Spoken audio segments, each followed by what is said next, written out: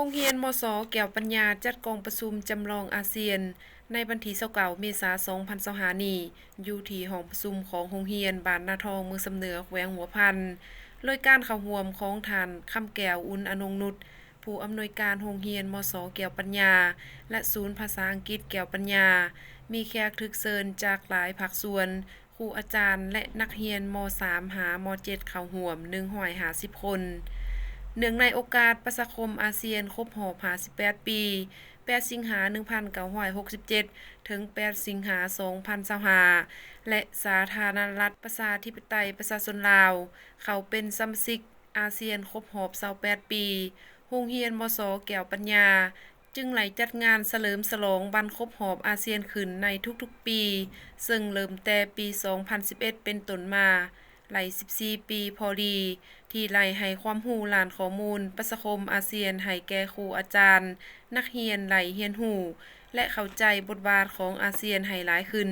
เพื่อรองรับและเชื่อมโยงเข้ากับอาเซียนในอนาคต และเดือนตุลา 2024 ผ่านมานี้สาธารณรัฐประชาธิปไตยประชาชนลาว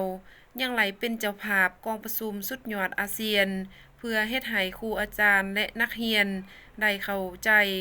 บทบาทอาเซียนให้หลายขึ้นกว่าเก่าฉะนั้นทางโรงเรียนมศ.แก้วปัญญาจึงได้จัดกองประชุมจำลองอาเซียนโดยมีจุดประสงค์เพื่อส่งเสริมความเข้าใจความรู้ล้านอาเซียนและการพัฒนาการเรียนรู้ล้านการทูตการเจรจาล้านประวัติศาสตร์วัฒนธรรมเศรษฐกิจสังคมส่งเสริมทักษะล้านการสื่อสารความสามารถการเป็นภาวะผู้นำเพื่อให้นักเรียนมีความมั่นใจในตัวเอง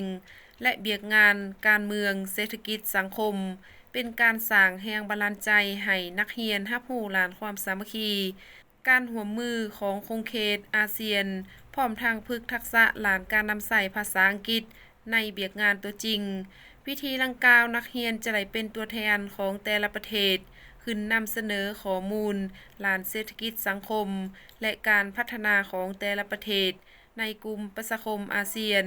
และทางเป็นการแลกเปลี่ยนความเห็นร่วมกันเพื่อการร่วมมือและการพัฒนาแบบยืนยงของอาเซียนในอนาคต